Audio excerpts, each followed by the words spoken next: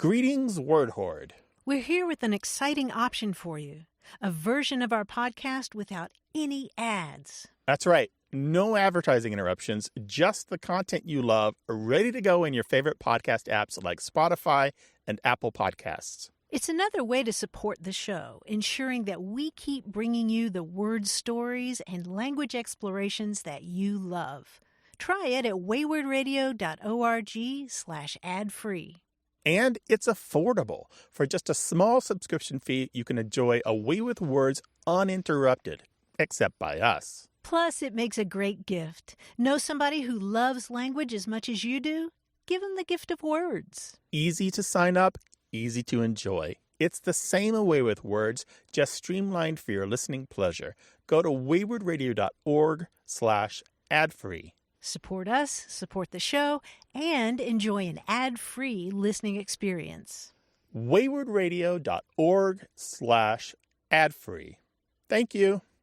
You're listening to A Way with Words, the show about language and how we use it. I'm Grant Barrett. And I'm Martha Barnett. If you're in the United States, your fitness routine may include push-ups, where you get on the floor and you've got your palms flat on the floor and you push yourself up, right? In Britain, it goes by a different name. Ooh. They're press-ups. Oh, I see. Same idea, right? But my new favorite word is the Spanish term for push-ups. It's lagartija, which means little lizard. Isn't that cute? Right. So you're like a lizard. They do the push-ups, right? Yeah. Is this the way that they cool their body or something? Well, I think they're not really sure why lizards do that. It may be some kind of mating behavior or just sort of marking your territory. Yeah. But you've seen little lizards do this, right? Absolutely. They're doing little push-ups. So those are lagartijas. And there's something else really cool about that, which is that that means little bitty lizard in Spanish. But the original form lagarto in Spanish means lizard. And that also is part of a familiar English word, the name for those large animals in Florida that look like giant lizards. El lagarto. Lounge lizards? I think of guys with slick back hair and plugs. No, el lagarto de Indies became alligator of the Indies. How cool is that? I did not know that. Yeah. Very interesting. How do you spell the word for push-ups in Spanish? In Spanish, it's lagartija, lagartijas. Lagartija. Very good. How cool is that, That's right? very cool. You know, we've got a lot of bilingual or multilingual listeners, and you listeners, you know these things about these special connections to English and etymology, and you've got some words that you treasure from that other language. We want to hear it. Tell us those treasured words from other languages, 877-929-9673, or email words@waywardradio.org, and you can talk to us on Twitter at WAYWORD. Hello, you have a way with words. Hi, my name's Deborah Guidry, and I'm from San Antonio, Texas. Hi, Deborah. Welcome. What can we do for you? Well, I was just curious. I'm an 8th grade English teacher in San Antonio, and, it's a very unique environment because it's been a part of Mexico. It's been part of Texas, the country, part of Texas, the state. It's part of the Deep South. It's part of the Southwest. It's kind of a little bit of everything over here. And there's a phrase that my 8th graders have been using this year that I'd never heard before, and it's spill the tea. Spill the tea. Yeah, spill the tea. Kind of like how when I was younger, I would have said spill the beans. It's for gossip. It's for gossip. And so I was just curious where this idea came from because I'd never heard it before. What are the kids like who are using it? Is it all the kids or a particular group of kids, or do they all share something different from the others? Well, I work at a school that's predominantly Latino. And so a very, very strong Mexican influence, Latino influence. And so that's what they share in common, but it's pretty much being used all over the campus. Okay, that conforms. You know, it's bigger than your school and it's bigger than San Antonio. To talk about the tea is pretty widespread now, and it's had this rise since the early 1990s when it first kind of appears in print. Okay. And television shows like RuPaul's Drag Race have done a lot to bring some slang to the forefront. And this tea, T-E-A is how it's often spelled, is one of those. And it's got a cool story. When people talk about spilling the tea, they've kind of gone back to this word and added this image of drinking tea and kind of gossiping over, let's say, cucumber sandwiches and your pinkies out and the whole thing, right? But Well, yeah, and that's kind of why I was thinking it was Southern, because, we've got sun tea down here. We do sweet tea. I mean, it's a bit, they even have a James Avery, charm for a charm bracelet that is a little mason jar of tea But this, that you can put on a charm bracelet. however, the thing is, this T doesn't stand for tea. It actually comes Right. from the letter T. It has originally had nothing at all to do with the drink, and it stood for truth. And actually, in the very first use that I know from Prince in 1991, there's somebody who says, it's anecdotes told by gay black men, and he says, these gay kids carry on, they give you a dance and great tea, and in brackets it says gossip. And so you'll find again and again in the early days, nobody made the joke or the pun or the play on words of tea, meaning the thing you drink. It was just tea standing for truth. However, some people don't know that, and they only think of it as tea and gossip, and that's fine, but it isn't where it comes from. That is so neat. Thank you so much for that. One of the most obvious places that people might have first encountered this was in 1994 in the book Midnight in the Garden of Good and Evil. It's used in there as well. And I don't know if it appeared in the movie as well, but that book was so popular. I wouldn't be surprised if that's the source of it kind of getting its first legs and really starting entering into the mainstream because it came from gay black culture first. Interesting. Thank you so much. Well, Deborah, thank you for your service as an 8th grade English teacher. Yeah, we appreciate teachers. You're some My of our mother favorite was people. one. Yeah. Well, you can only work with them if they amuse you. Well, it goes both ways, Teach, Yeah. It's hard to learn if you're not amused, right? That's right. All right. Take care and good Thanks luck. for your call. Bye-bye. Thank you. Bye-bye. All righty, bye-bye. I love puzzling out the origins of slang, but so often it's hard. It's nice to get this little bit of arc of history of tea standing for truth, not tea standing for the drink that you imbibe. Right. 877-929-9673. Hello, you have a way with words. Hi, is this Grant? Yeah, this is Grant. Who am I talking with? Hi, this is Jonathan Brownlee calling from Dallas, Texas. How are you? Hey, Jonathan. Welcome to the show. What's up? Thank you so much. I'm calling from Dallas, Texas, but I'm originally from Canada, and I spent a lot of time on the East Coast on an island called Prince Edward Island, which is very maritime-y, if that's actually a word. Sure. And there's just some wonderful colloquialisms that come out of that area, and one of them is a term called fill your boots. And so when they say it, they sort of talking like, hey, boy, how you doing there? Hey, if you could give me like a little bit of that, that would just fill your boots with whatever you like. So there's very much of an Irish, almost mid-Atlantic accent when they say it. And so I was always curious what fill your boots might mean. So this is just when greeting people? Are we talking about a dining situation or something else? Is this just a kind of a bit of politeness you throw about? Yeah, sometimes I think it means, hey, do whatever you like, or it's used in several different ways.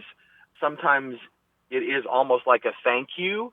Other times it's kind of a help yourself, or get as much as you can kind of thing. But I was curious where that might have come from. Yeah, it's been around for at least a couple hundred years. And fill your boots is this expression that sort of means to, at least in my sense of it, to embrace something with gusto, just to go for it. And Grant was mentioning a mealtime situation. I think of it as just like drinking till all of you is filled up, including your boots.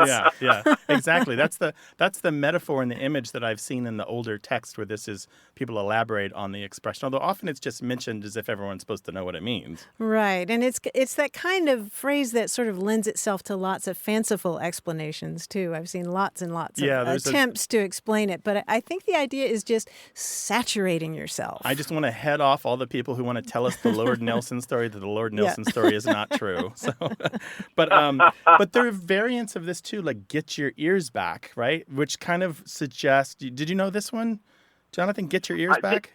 Didn't you do that on the show at one point? We may have. So it's about the animal at the trough, right? Oh. The dog at feeding time with the ears back to kind of be more streamlined to go for the food. Oh yeah, different from getting your ears lowered, which is getting a haircut. Yeah, different from getting your ears lowered.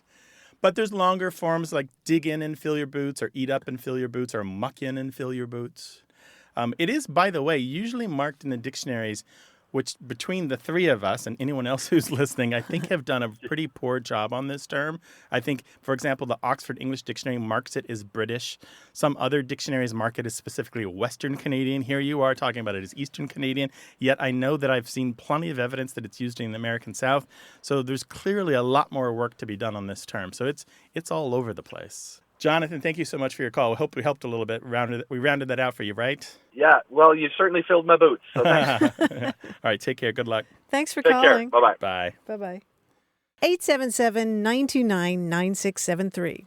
Hi, you have a way with words. Hi, yeah, this is Craig Sunberg from Helena, Montana, and I was calling about my question of pop. That was a popular term used in the Butte, Anaconda, Montana area when I grew up. Pop meaning what? For like a soda, so we wanted a Coke, we'd say, you have a pop. Right. So P-O-P, pop. And where do you live now? I live in Helena. I'm from Butte, Anaconda area, which is pretty much where I'd always heard it growing up. It's a pretty straightforward story on pop. It goes back to when people first started carbonating their beverages, which is actually probably older than you might think, a couple hundred years at least.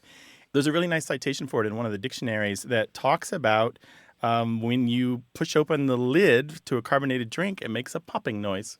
It's literally about the sound it makes when the cork comes out of the bottle. Oh, wow. Yeah, that's it. Yeah. That makes sense, right? That's too simple. It makes perfect sense. Yeah, Wow. absolutely. And so we've just used it ever since. Hi, it's more of a common term than I know because I lived all over the Western United States and I just never really heard it much before other than that area. So. Oh, yeah. There are whole big parts of the country that use pop to refer to carbonated beverages. As a matter of fact, this is one of the most discussed dialect terms in American English. And if you Google soda pop map, you will come up with a lot of really great maps that show you where people use these terms. Oh, interesting. That's pretty cool. Craig, thank you for your call. Really appreciate it. Thank you. I appreciate the time. Have a good day. All right, take care. Bye. So just pop goes the top or pop goes the cork, right? Yeah, he didn't ask about soda, but soda's one worth talking about for just a second. Sure. Soda actually was the name for a couple of different plants, kinds of saltworts that grow on beaches where there's sand. And when they burn, they create a kind of ash known as soda ash that helps you create things like glass. So you're on the beach where there's a ton of silica anyway, right? Right, yeah. And so the term, it's directly related to baking soda. That soda is related to the word sodium. And so these are all complicated together, but we call it soda because of the early combinations of chemicals that you might drink sometimes would have baking soda in them in order to create that bubbliness. Yep. And of course, those of us from the South call it Coke. Yeah. No matter what. So in Louisville, you called it Coke? Oh, absolutely. Okay. I wasn't sure if it went that far north. Oh, yeah. Okay. Yeah. People would, the waitress would come up to the table and say, "What do you want?" And I'd say a Coke. And she'd say, "What kind?" And I'd say grape. Right. A grape Coke, of course. Sure, naturally. 877-929-9673.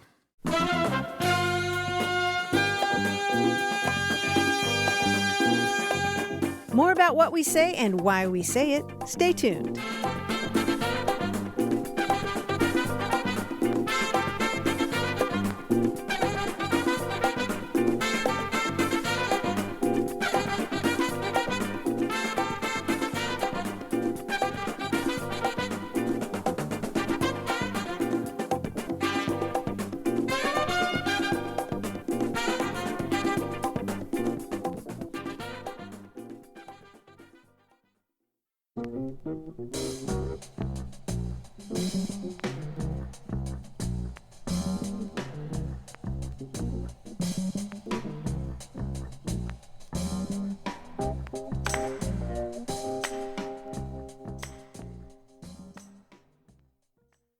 Hey, we've got something special for those of you who love our show but could do without the ads. That's right. Imagine a way with words, the same engaging conversations, the same deep dives into language without advertising interruptions. We're talking about our ad-free podcast feed. It's sleek, clean, and it's just for our supporters. It's at waywardradio.org/ad-free. It's inexpensive, easy to sign up for, and works with all major podcast apps like Apple Podcasts and Spotify.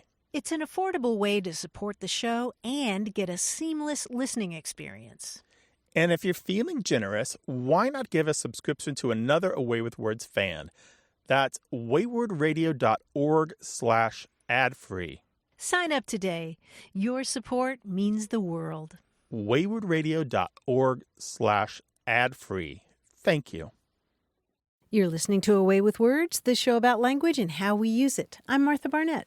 And I'm Grant Barrett, and we are joined by our giant quiz guy, John Chinesky. Hi, Grant. Hi, Martha. Hello there. How you doing? Hiya. You're like 6'5", right? 6'5" is me.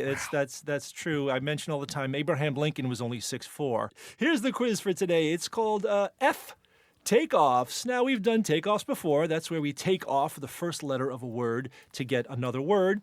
And this time we're going to make two words by taking the letter F from the start of a word. Only F now. For example, if I said I ordered some lumberjack tools by sending some scanned printed orders over a phone line, that would clue both axes And faxes. Faxes, yes, you got it. So that's how all of these are going to go. Each clue will clue two words. Here we go.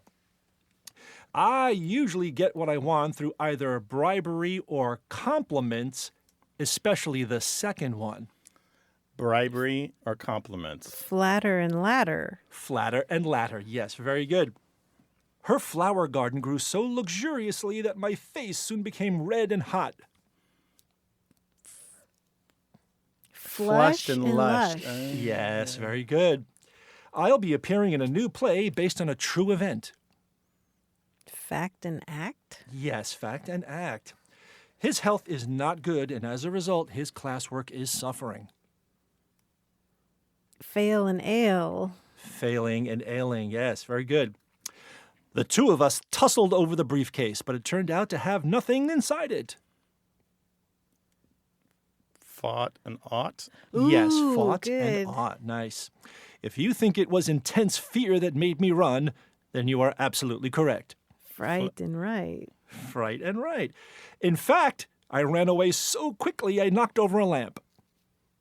Flight and Yes. light and flight. Yes, flight and light. Finally, she was so attractive.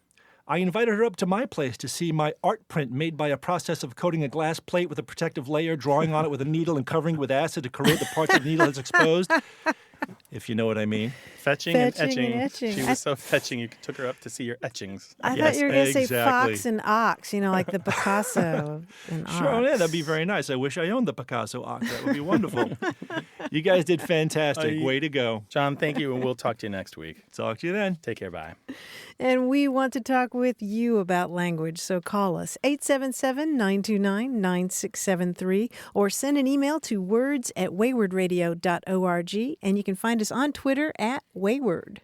Hi there, you have a way with words. Hello, this is Kyle from Euless, Texas. Hi, Kyle. Welcome. I have a question about a phrase. My wife, a few weeks ago, showed me a posting on her social media account that had been put up by someone, and one of the comments underneath the posting was made by a third person, and the third person said, "I don't cotton to this." And she showed it to me, and she said, "What does that mean?" And I looked at it, and I thought, well, I guess in context, it would mean that the person doesn't agree with it, or they don't like it, or something like that. But I really didn't know. I really didn't have a good answer for it because I had not heard that phrase before. So I thought I would call the show and find out what you guys think. It goes back to when textile manufacture was far more an everyday part of people's lives, when many people worked in the business, so they raised the materials that would become textiles, and you might make your own clothes, or at least the clothes were being made around you by other people. And there's a thing that you do with some fabrics, which is to raise a nap on it, N-A-P. And this means to rough it up so that it's fuzzy, basically. And it kind of looks like the fuzzy side of Velcro. And what you do when you raise a nap is it allows you to marry two fabrics together. So you can marry wool and cotton, or different pieces of cotton, or different things, and so that you can create one unit out of them and then make whatever it is that you're making, clothes or a backpack or a sail or a cover for your Conestoga wagon or whatever. And so to raise a nap then, what happens is around 1700 or so, it starts to pop up, since cotton was something that people worked with, where you could say it cottoned up, or it cottoned to, or it cottoned on, or it cottoned in to mean that the two fabrics worked together well. They stuck to each other and became a single piece. And so, as often happens in English, the literal became the metaphorical, and pretty soon we started to be able to talk about to cotton up to someone, which meant to suck up or grow used to them, or to grow to like them, or to cotton to, and to not cotton onto something, and talk about agreement or disagreement and that sort of thing. And that's where we are today. So it goes back to textiles, really, and literally to cotton itself and the way that fabrics were put together. Oh, that's interesting. You know what? I had never thought of it that way, but that, after hearing your explanation of it, it makes a lot of sense. Yeah. Yeah, it's funny, right? Yeah. Something that was so important in our Western culture, actually around the world, now is a thing that we don't participate in. We don't participate much, usually, most of us, to the degree that our grandparents or great-grandparents did in making of clothing or making of things out of fabric. Yeah, I think that hands-on understanding of the process of the way things work actually contributed a lot to the way people think. And, based on that makes a lot of sense. I really appreciate you guys. Yeah, it not only contributes to the way we think, but it gives us useful metaphors for non-literal parts of our lives, right? Yeah. Which is why we have farming terms throughout the language, even though most of us don't farm anymore. Right. That's a tough row to hoe, you know? Like you having to put up with him is a tough row to hoe. What? Now then.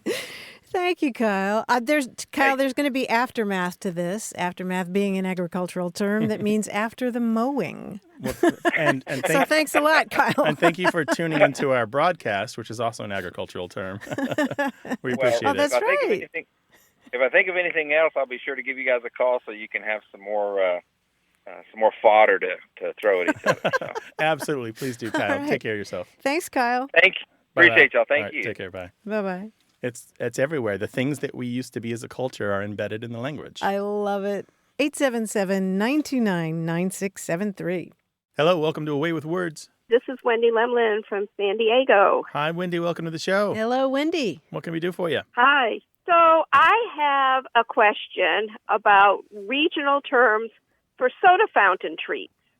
I was recently in Rhode Island, and I was in a shop that had an old-fashioned soda fountain.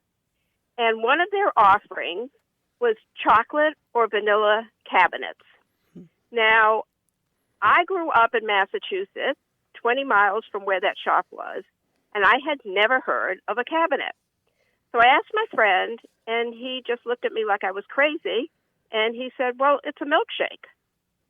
And I have never, ever heard of a cabinet as milkshake. And I've asked many of my New England friends, and none of them had either, except for people in Rhode Island. So, is there any other place other than Rhode Island that they call a milkshake a cabinet, and why? I tried to look it up, and the only explanation that I was able to find was because it's made in a blender, and a blender is kept in a cabinet, they call it a cabinet. Uh-huh. But with that reasoning, why wouldn't they call a skirt a closet? Well, English doesn't make sense, as we've said many times. But you're right. It's pretty much localized to Rhode Island. There are parts of southeastern Massachusetts that might use the term cabinet for a milkshake. And I believe it's a milkshake with ice cream in it. If you don't have ice cream... So a frappe. Yeah. Some people call it a frappe. Some people call it a velvet. But I believe that a cabinet has ice cream in it, but it's pretty much confined to Rhode Island. And it's something of a how should I put this? A tourist, not tourist, that's not fair. It's something of a chamber of commerce term. That's what I usually call them. It's a term that they all know that they use, and they delight that they have something that's their own. And it's a very Rhode Island thing that shows up in all the tour books and the guidebooks and the kind of thing that any profile of what to do in Rhode Island is bound to mention it eventually. Yeah, I have to admit that the one time I was in Newport, Rhode Island, I went into a drugstore and they had a fountain there and it said cabinets on the wall, and I had to get one even though I wasn't really in the mood for a milkshake. Just to confirm that it was really true. You really call this a cabinet. Yeah, so we don't all speak the same English. I mean, you've kind of found a perfect example of regionalisms. We are not unified in our language. There is no one American English. Yeah. There's no one English and never has been just one English. There's always been more than one. Yeah, and especially with tasty drinks. If you grow up calling it one thing, you're ready to arm wrestle somebody who calls it something else, It sounds right? like Wendy's ready to arm wrestle. Yeah. And sometimes those milkshakes with the ice cream in them are called frosts. All right, be right back. Yeah, by any other name, right? Wendy, thank you for your call. Hopefully we helped you some. Thank you so much. You did. All right, take care now. Take care, Wendy. Thanks. Okay. Bye. Bye-bye. We know you want to talk with us about language, and we want to talk with you. So call us 877-929-9673 or send those emails to words@waywardradio.org.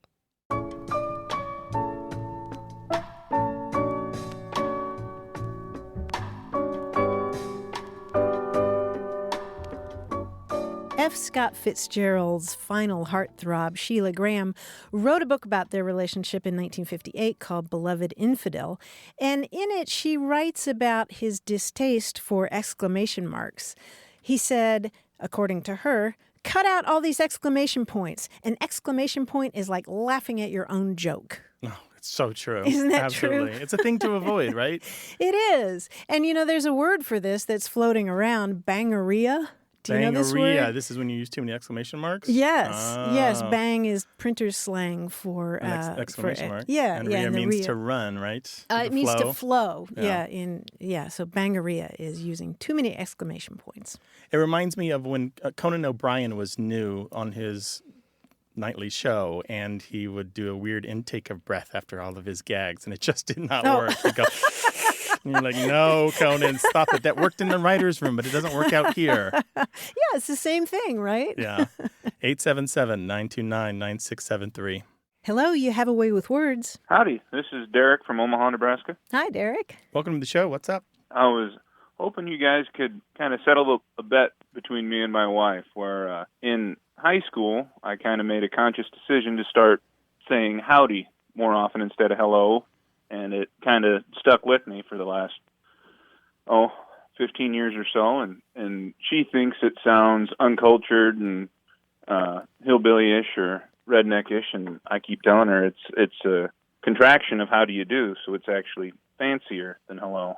So Wow. Why did you decide to start saying howdy? I don't know. I guess I was a teenager. Differentiate myself a little bit from everybody else. Just stand out a little bit.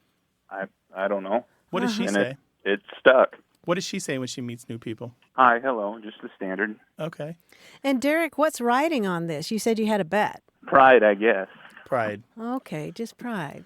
And Derek, would you use the word howdy in every single context if you had to go before a judge or? No, it's, you walk into a store or somewhere and somebody says hello and, just howdy and move on. Mm-hmm. Or meet somebody, shake their hand, a firm handshake and howdy. People tend to remember you a little bit better, but.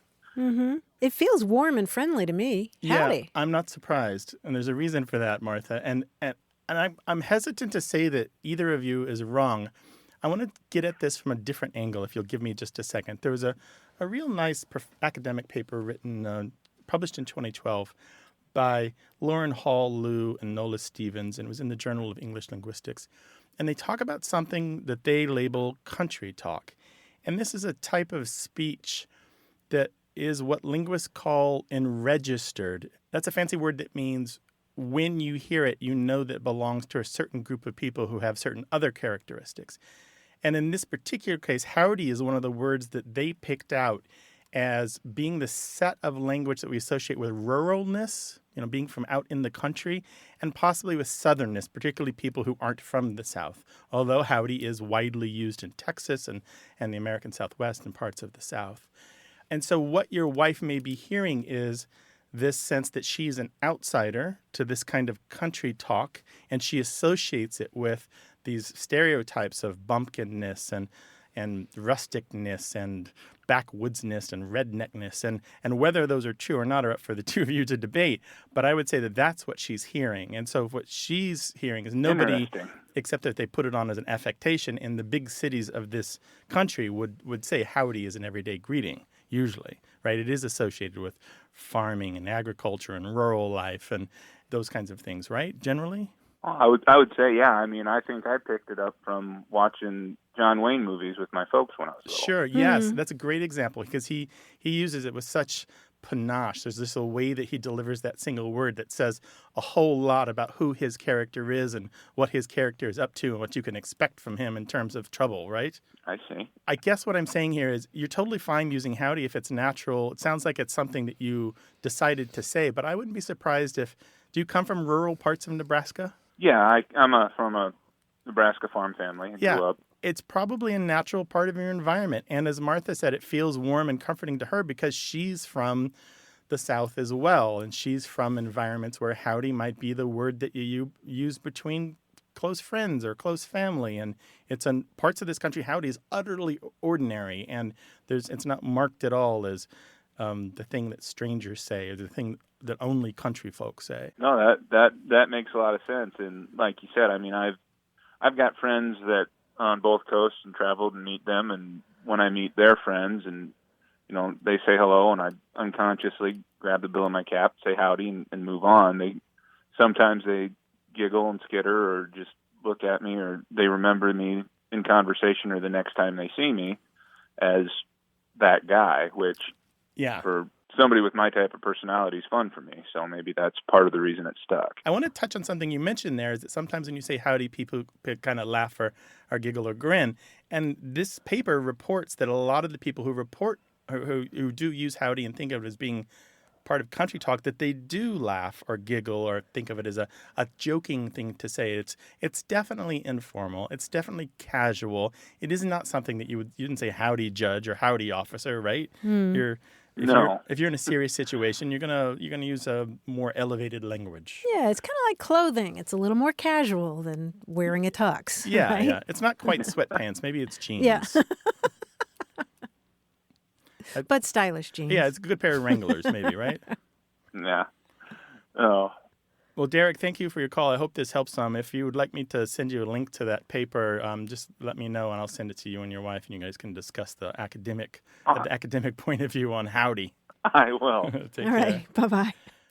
877-929-9673.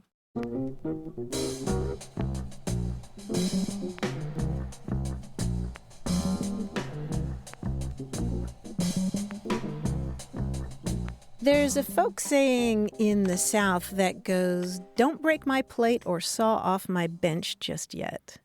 And that's if somebody's leaving for a while. Mm-hmm. They're leaving home, maybe to go off to college or something. You say, "Don't break my plate or saw off my bench just yet." Oh, so you might, if they had their own one plate that they used for every meal, you'd break it as kind of a final gesture of so long. Yeah, it reminds me of the expression, someone hung up his spoon.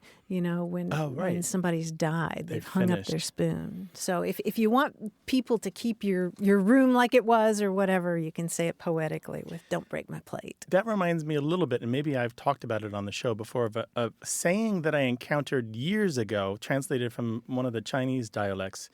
And it translates, I think it was on a T-shirt, translates as, "I fool around, I break my rice bowl, I am nothing." Ooh. Because it's about that basic sustenance that you have to provide to yourself. The rice bowl being the metaphor for living and staying alive and thriving. That's really powerful. Yeah, it's different in tone than what you were saying, but the breaking of dishes reminded me of it. I like it. Well, we would love to hear your sayings and expressions, the weird stuff, the odd stuff, the strange stuff, the stuff you only heard once but you still think about. 877-929-9673 or email words@waywardradio.org.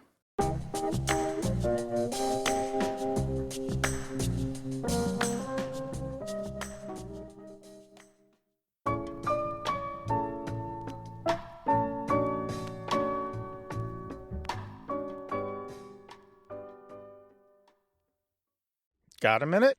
We need your help. Head over to gum.fm/words and share your thoughts in our quick survey. Your feedback matters. It's the backbone of our show's success. Thanks for making our show even more successful. That's gum.fm/WORDS. Thank you. You're listening to Away with Words, the show about language and how we use it. I'm Grant Barrett. And I'm Martha Barnett. One of the most memorable meals I ever had in my life was in the little town of Bassano del Grappa outside of Venice, Italy. And it was high season for asparagus there. You know, they have this wonderful asparagus there in northern Italy, and everybody was really excited. I was there with an Italian family. And so they brought out the first course, and I don't remember if it was soup or salad, but there was asparagus in it. It was fantastic. And then they brought out the next course, which also had asparagus in it. And then they brought out the third course, which also was asparagus-based, and the fourth course, and the fifth course. And by the sixth course, I was kind of looking at it like, what? And the woman next to me said, what, you don't like asparagi? And I said, well, yes, I do. But and then the seventh course came, and the eighth course. There were 9 courses of asparagus. That's great. You were disparaging the asparagus? And I was reminded of that when I came across a treasure trove of idioms in Italian involving food, and I wanted to share some of them with you. One of them is non si frigge mica con l'acqua, which means literally, we don't fry with water around here. It means, metaphorically, take us seriously. You know, we don't do things by halves. We go all the way whenever we do anything. I like that. We don't fry with water around here. There's another one that translates as, it's like cabbage as a mid-afternoon snack. And what that means is it has nothing to do with it. It's off topic. Whatever you're talking about doesn't match what we're talking about. Cabbage is a mid-afternoon snack. And I like this one that means to be like parsley. If you're describing something as being like parsley, it means it's everywhere. I guess parsley is everywhere in Italian cooking. Yeah. And then I like this one that translates as eat the soup or jump out the window, which means you have no choice. You have to do one or the other. Right. Poop or get off the pot, right? Something like that. Yeah. And instead of saying, don't count your chickens before they're hatched, they use a phrase that translates as, don't eat the egg in the hen's body. Oh, wow. That's a vision. Right? That's really vivid, right? This is wonderful stuff, Martha. Yeah, one more I'll share please. with you. Essere alla frutta, which means to have reached the fruit, and that means we've reached the end. Oh, the end of the whole, finally, how do you mix asparagus and fruit? Is your I guess maybe we had ice fruit cream for with the fruit last. on top, yeah. I think there was asparagus ice cream. You know, the Germans, I understand, are just as fevered about asparagus when it's in season. Oh, yeah. I think this is a Europe-wide thing. Yeah. They're very, it's a big deal. It really is. I wish I'd been a little bit more prepared, but it was wonderful. You are reminding me of my favorite meal ever, which happened to be in Europe as well. It was one of the islands in Stockholm, and it was August, and it was a greenhouse, and we ate on the grass, and we had pitipana and just some basic Swedish fare, nothing fancy, and the company was good, and the food was good, and the wine was good, and the sun was perfect, and it was a great day. Memorable meals. Yeah. We'd love to hear your food words. I know a couple of these that Martha said sounded like something that could be from the American South or something in the Northeast, or maybe they say it in the mountains, or it's an Alaskan expression. I know you've got these. Share them with us, 877-929-9673, or tell us the whole story and email to words@waywardradio.org. Hello, welcome to Away with Words. Hi, this is Denise. Hi, Denise. Welcome to the show. Where are you calling from? I'm calling from Panama City, Florida. Welcome. What can we do for you? I'm trying to find a word. I had seen a word a few months ago, and it came up in a conversation, and I couldn't remember it. There's probably a word for that. It was related to a fear of death, but it was a little bit different. I was calling my cousin to give my condolences for her recent death of her mother, my wonderful Aunt Evelyn. And we got into a long conversation about death, and I mentioned this word I had found, and we tried to find it again. And it's the fear of not knowing what happens in the world after you die. So it's not so much the fear of what you yourself is what you're going to experience, but with death, but kind of, I guess, your unfinished business and not knowing what happens to, the rest of the story. And kind of hard to define, but I understand when I read about it the first time, it said it's a universal experience for humans, and it even made me think about Greek mythology, you had to drink from the river of forgetfulness before you passed on to death. So you wouldn't miss the world you were leaving behind. So, do you know what that word is? Wow. That's a great concept. Yeah, that's I feel deep. If there is a word for that, I do want to know it. Well, when someone wonderful dies, you think these deep thoughts. Wow. Right, you do, right? There's a chance for you to re-examine your own beliefs, right? Re-examine your own expectations for the afterlife. Yeah. Yeah, and you have me reaching for all kinds of Greek and Latin roots. At first I thought you were going to talk about the fear of death, which is thanatophobia. Yeah, and there's a lot about that. Yeah. And, this was just something I encountered, and I wish I could figure out where I had read it. But it was one of those light bulb coming on moments where I'm like, oh, my gosh, I totally understand what they're talking about there. And I think it's really cool that there's a word for that. Mm-hmm. And then, of course, I promptly forgot the word. Wow. I want to say FOMO, but that's too... Fear of missing yeah, out. FOMO's an acronym for fear of missing out. But that's a little too... Fear of missing out? Well, that's a little too... Kind of, right, yes. that's too informal. We want something a little more prestigious or staid. Yeah, and what an interesting concept of realizing that you're going to miss the rest of the story. I'm making up words in my head like extra mundane, from the Latin word for world, mundus. Yeah. Extra mundane, but it's not really that, and it's not really thanatophobia, which we just discussed and is related to words like euthanasia. Agnostophobia, not knowing. Oh, Fear of not knowing? Fear of not knowing.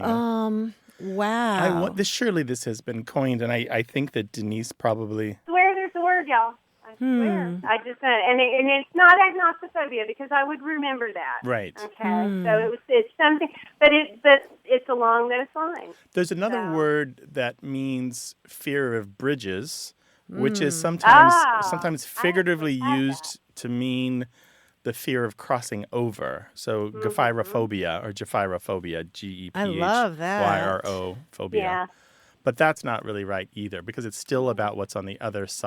It's on the other side and not knowing, what's happening. Denise, we have incredibly well-read listeners, and they will come up with this. Surely someone has this answer, right? Okay. And when we find it, we will let you know, all right? All right. Well, I'm looking forward to it. All right, take care. Thanks for calling. Yeah, thanks for the question. Bye-bye. All right, bye-bye. Do you know the word for the fear of missing what's going to happen in the world after you leave it? Give us a call, 877-929-9673, or email words@waywordradio.org, or talk to us on Twitter at WAYWORD. Hello, you have a way with words. Hey, this is John calling from Northeast Tennessee. How are y'all? We're doing great, John. Doing well. What's going on, John? I work in orthopedics down here in Tennessee, and we often ask our patients to qualify their injury. And more often than not, most of our patients will say, of the evening, my ankle will swell, or of the morning, my pain is the worst. And I just find it so interesting that they use that "of" in that context. Mm-hmm. I was just curious where that came from. I kind of counted it as a Southern Appalachianism. Mm-hmm. Yeah, it's a little bigger than that. Are you from that area, John? I am. Okay. All right, but you didn't grow up saying it? I did not grow up saying that. Mm-hmm. And so is it more older patients who use that locution? Yeah, older patients, I would say. And we see patients from Kentucky, Virginia, and Tennessee. And I'm not sure, but I would wager that most of them are from the Virginia or Kentucky area. Uh-huh.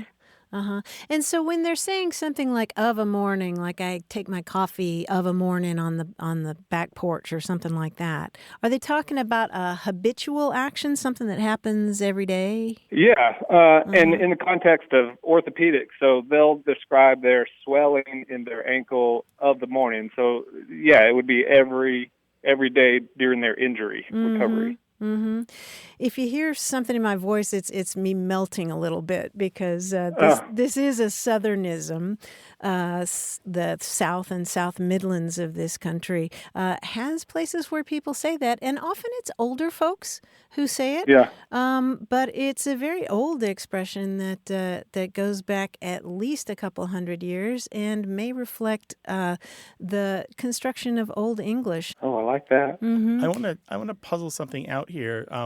You're saying, John, that they're saying of the evening, but Martha is talking about of an evening.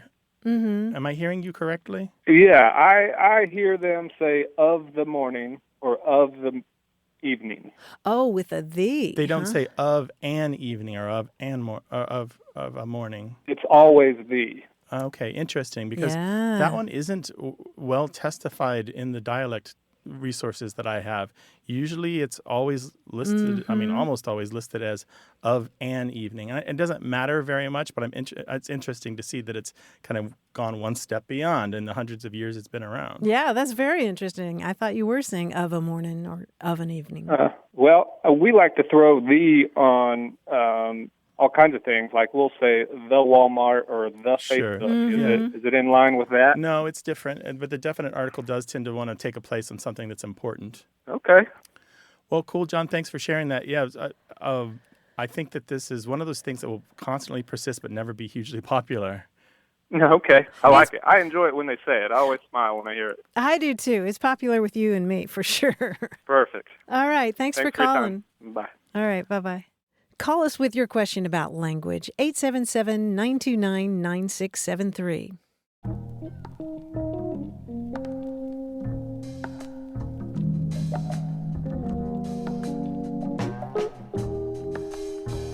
Here's a word you didn't know you need, and I found it in the Scots National Dictionary. It's duffifi, D-U-F-F-I-F-I-E. And it means to lay down a bottle on its side for some time after its contents have been poured out, that it may be completely drained of the few drops remaining in it, as in, I'll duffifi the bottle.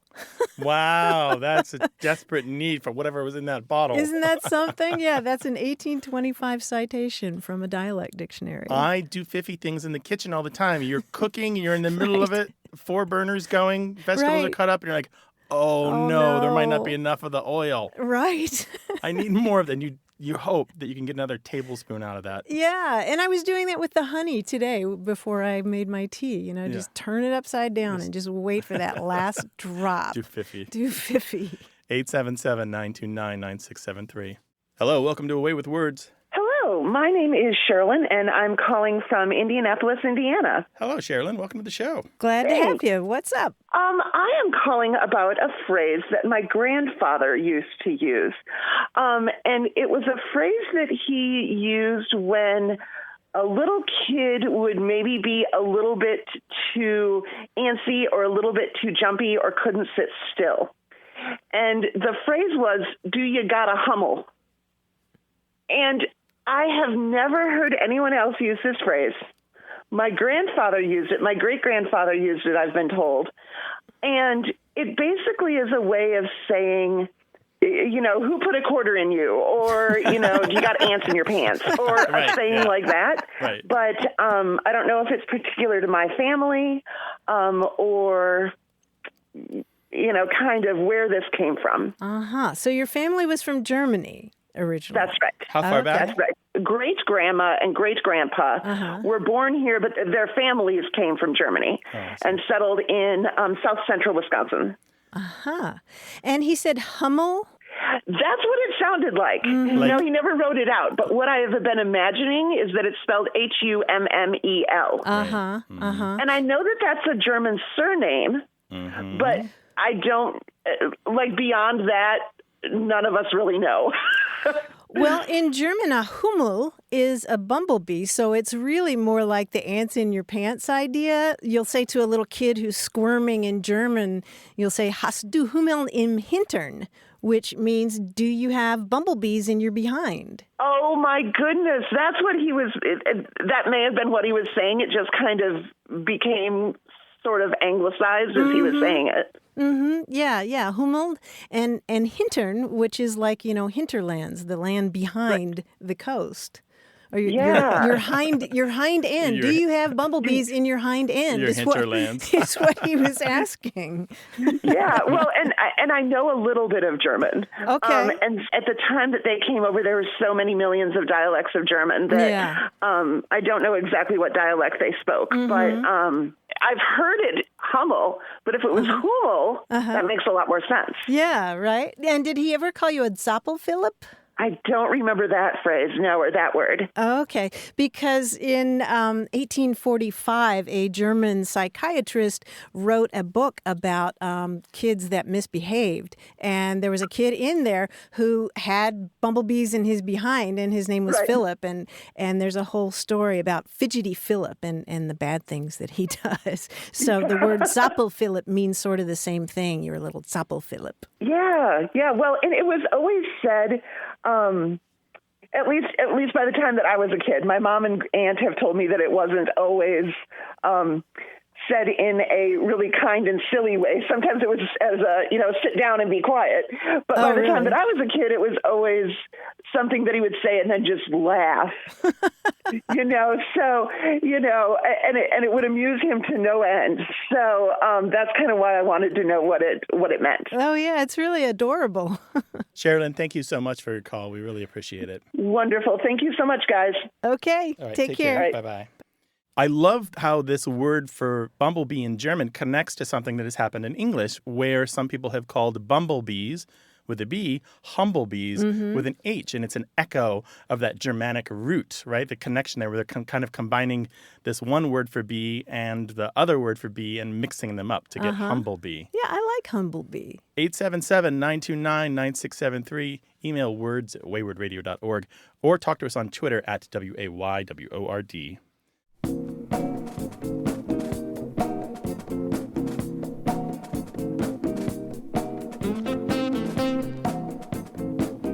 If you have an aversion to human company or a love of solitude, there is a word for that. It's apanthropy. Apanthropy. How does that break down etymologically? The anthropy is, people. People, right? Like philanthropy is love of humankind, and apo from Greek means away from. So apanthropy is when you've just had a little too much of the relatives in the house and you need to take a walk or something. Yeah. I'm sorry, the door locked by itself. I don't know how to unlock it. Plus, I have a case of apanthropy. How long have you been in there? I'm reading a magazine. I really had to go. 877-929-9673. Thanks to senior producer Stephanie Levine, director Colin Tedeschi, editor Tim Felton, and production assistant Tamar Wittenberg. You can send us a message, subscribe to the podcast, get the newsletter, or catch up on hundreds of past episodes at waywardradio.org. Our toll-free line is always open in the U.S. and Canada, 877-929-9673. Or send us your thoughts to words@waywardradio.org.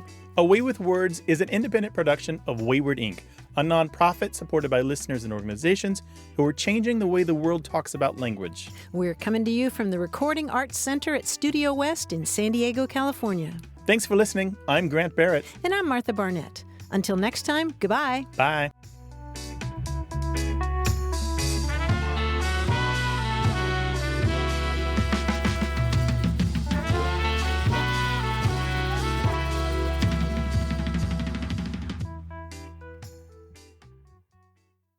Hey, listeners, we have a favor to ask. We'd love for you to fill out our listener survey at gum.fm/words. Your feedback is crucial. It's quick, and it helps us make our show even better. It shapes our show, helps us plan, and ensures we're bringing you the content you love. That's gum.fm/WORDS. Thanks for being a part of what we do. Thank you.